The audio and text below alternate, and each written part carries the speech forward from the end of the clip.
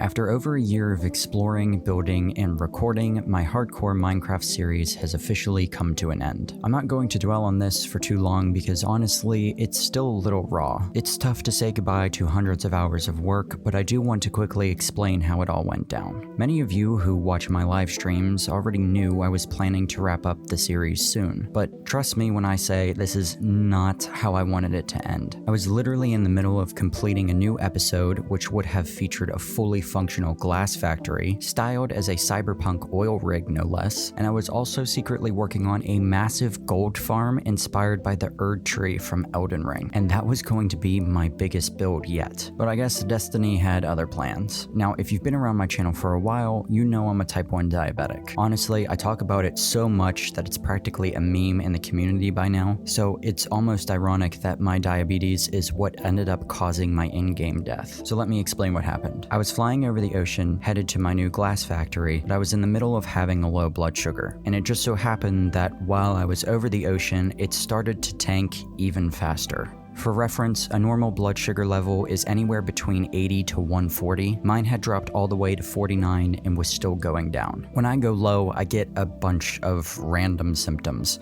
My hands get shaky, I lose feeling in my fingers and toes, and worst of all, I get this intense brain fog. I start hyper-focusing on the fact that I'm low instead of anything else that's going on around me. So when I tried to pause the game, I guess my hands were shaking so badly that I accidentally double tapped the escape key, and at the same time as I stood up, I pushed myself away from my desk and shoved my mouse forward. Next thing I know, I was falling into the depths of the ocean, and by the time I got back to my computer, it was already too late. And I'll be honest with you, in that moment, I faltered a little bit.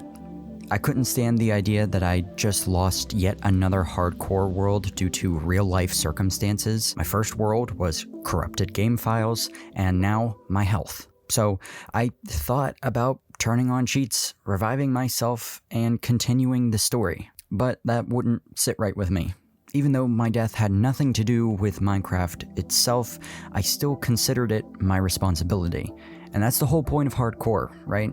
When you lose the world, you lose it. No matter how you lost it, there are no takebacks. So as much as it stings, I need to let this world go. But don't worry, hardcore content isn't going anywhere. In fact, I'm already planning my next series, and there's a lot I want to change and improve before kicking things off. I'll have the first episode of the new series up for you as soon as I possibly can. In hindsight, as much as I love this world, it was still a bit of a mess.